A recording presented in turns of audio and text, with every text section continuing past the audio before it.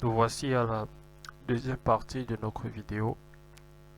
Là, voici le programme que j'ai copié dans le PC qu'on va hacker.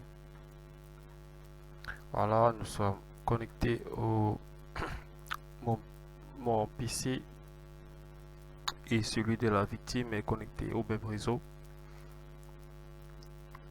Nous sommes connectés donc sur le même modem. Bon, déjà on peut voir l'adresse.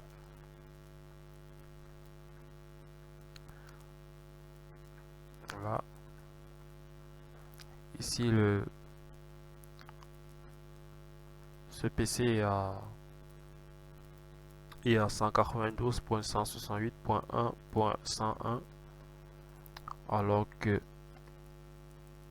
chez moi le hacker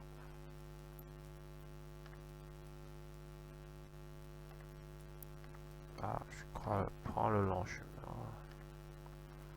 Alors nous on est à .1.100.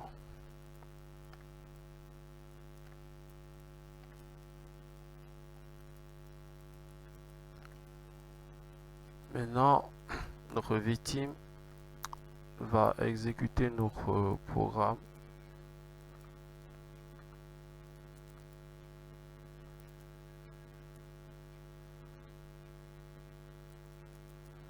Voilà, notre programme s'est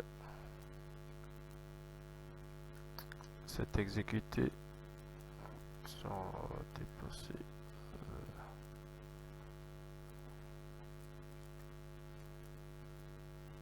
ça. Oups. Voilà.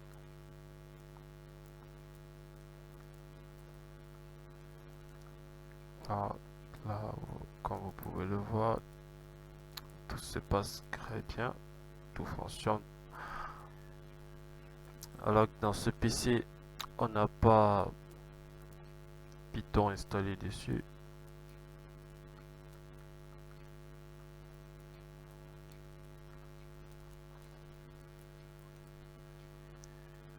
Alors, vous pouvez le voir si je tape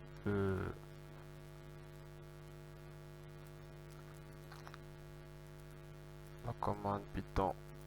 Vous verrez que cette commande n'est pas reconnue, alors que si Python était installé, elle aurait été reconnue. Dans ce PC ne contient pas Python. Voilà. Maintenant, on retourne sur notre partie serveur, on exécute le programme.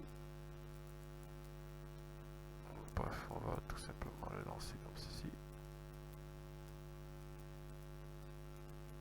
Voilà.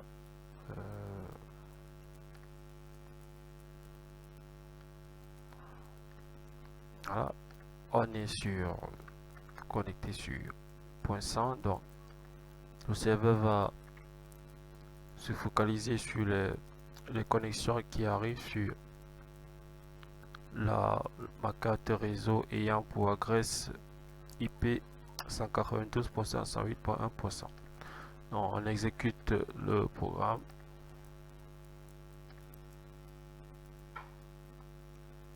Voilà, on autorise.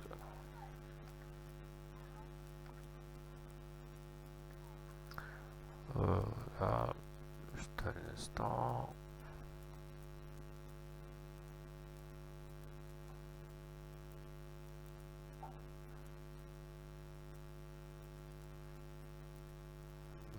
Voilà, on est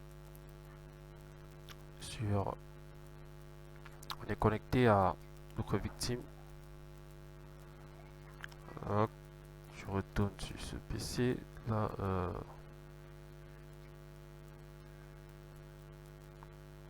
comme vous pouvez le voir,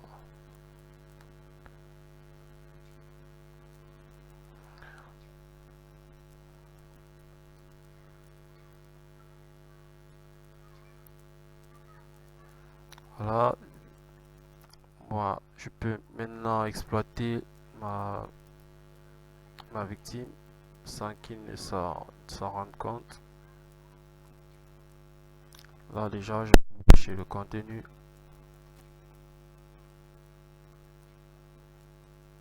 Voilà. Donc tout ceci s'affiche parce que nous sommes parce que c'est la racine de notre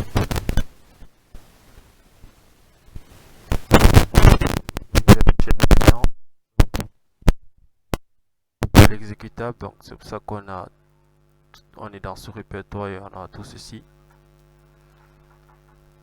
Mais ceci ne m'empêche pas de me déplacer dans tout le PC de ma victime. Ah, pardon, CD. Voilà, dire. Voilà, c'est là le bureau de ma victime. Vous pouvez le voir là. Voilà, tous les éléments du bureau de ma victime.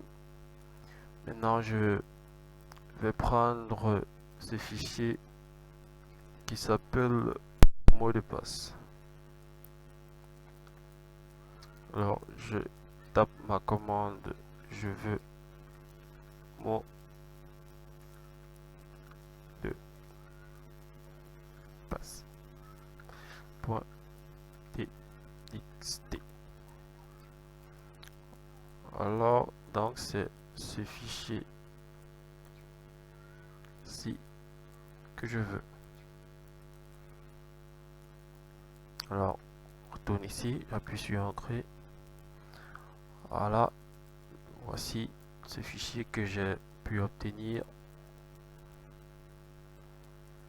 Je peux l'ouvrir, voilà. Et le constater, c'est exactement la même chose. La banana, mot de passe casse-tête, Claude Shannon.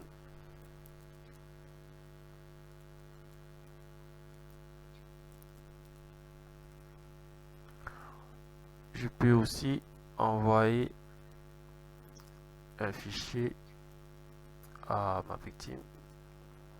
Déjà, ouvrir mon répertoire.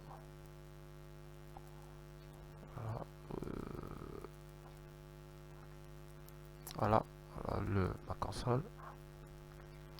Alors, ce que je vais l'envoyer, c'est... Bref, je vais supprimer mot de passe. Voilà. Maintenant, je vais le renvoyer mot de passe. Vas-y. Mot de passe.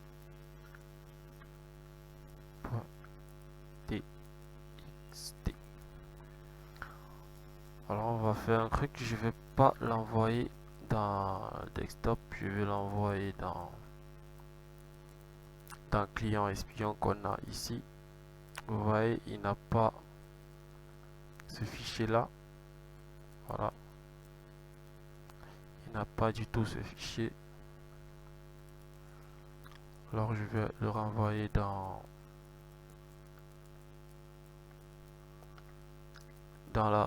le répertoire de notre reverse shell.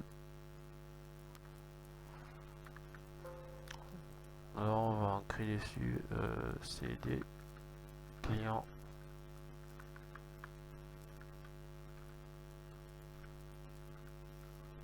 espion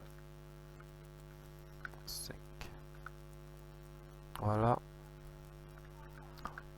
on va encore faire dire, vous verrez qu'il n'y a absolument pas ce fichier dessus. Voilà, maintenant je vais l'envoyer à l'intérieur.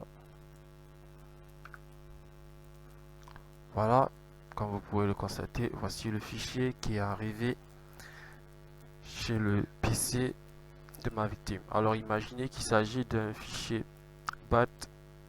un batch, voilà, que vous avez programmé pour faire certaines instructions pour péter des crues des fichiers, copier, voler, je sais pas, pour détruire son PC. Donc c'est de cette façon que vous pourrez l'envoyer. Ensuite, vous allez exécuter ce fichier bat en tapant juste le nom de ce fichier. Ici, il s'agit d'un document texte. Donc en tapant ma commande, ce document va juste s'ouvrir dans le PC de ma victime.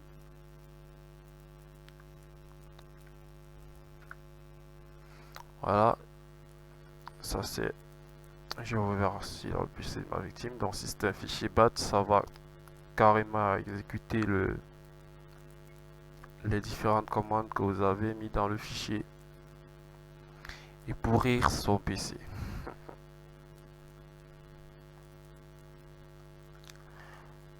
Déjà, il y a une chose qui est assez cool avec ce programme, notamment grâce à nos scripts, c'est que si je ferme la montre, la communication avec le réseau va toujours passer. Donc je vais fermer la montre là et la montre a disparu, mais si on va dans le gestionnaire de tâches, on voit que notre programme est toujours présent même si la montre est fermée. Alors si notre victime n'est pas assez intelligent, il croira qu'il a fermé le programme et donc s'il ne vérifie pas dans le gestionnaire des tâches, il ne saura pas que le programme est toujours actif même si la montre a disparu. Donc vous pouvez le voir là, j'ai fermé le programme là, donc il n'y a rien, la montre n'existe plus et le programme est fermé. Alors on va retourner sur mon PC hacker. Alors si je tape toujours là comment dire, alors le réseau passe toujours, on a notre fichier mot de passe qui vient d'être ajouté récemment. Tapez la commande ipconfig. Voilà, on a les informations sur la configuration réseau de ce PC. Là, ça fonctionne. Maintenant, on va essayer de changer de répertoire. Là, dans ce PC, on a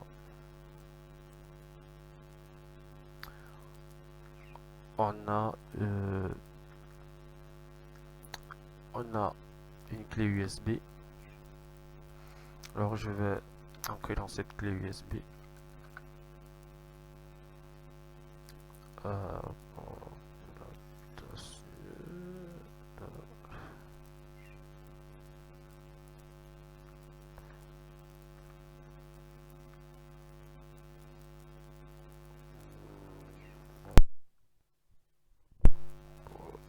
Là, bon.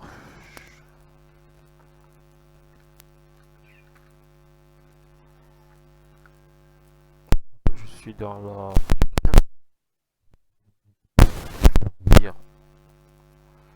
Voilà, ça m'affiche exactement les fichiers qui sont dans ma clé USB. Dans la clé USB de la victime là.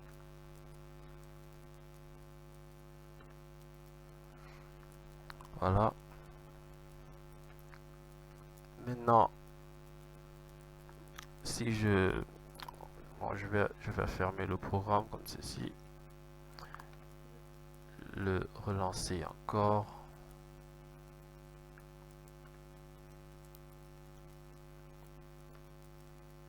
Voilà, ça passe.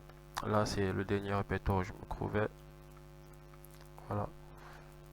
Maintenant, si je veux fermer le réveil shell client, c'est avec la commande que j'avais programmée, donc la commande kit. Donc après avoir exécuté cette commande, je ne pourrai plus accéder au PC de ma victime, sauf si ma victime relance le programme client qui va afficher la montre et activer relancer la connexion de notre reverse shell. Voilà, quitte. Et si on vérifie dans gestionnaire des tâches, le programme est fermé, il n'existe plus parmi les tâches en exécution.